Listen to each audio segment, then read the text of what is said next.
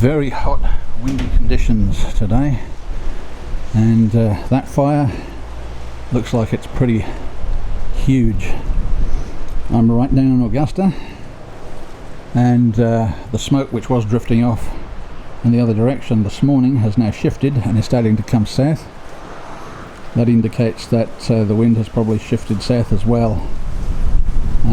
Not terribly good news for anybody up there.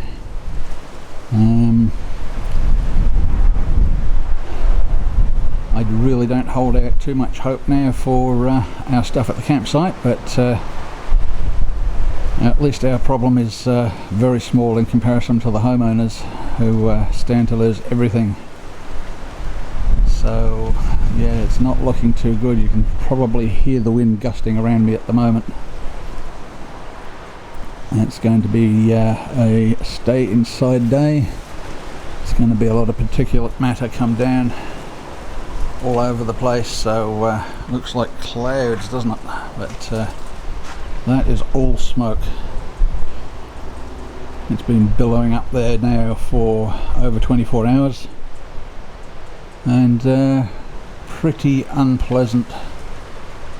We still don't know for sure if any of our gear survived, but looking at the emergency maps, the fire front got to within cooey of the ranger's house, and we are a few hundred meters from that, so I suspect it's gone by now. I don't think there'd be anything left.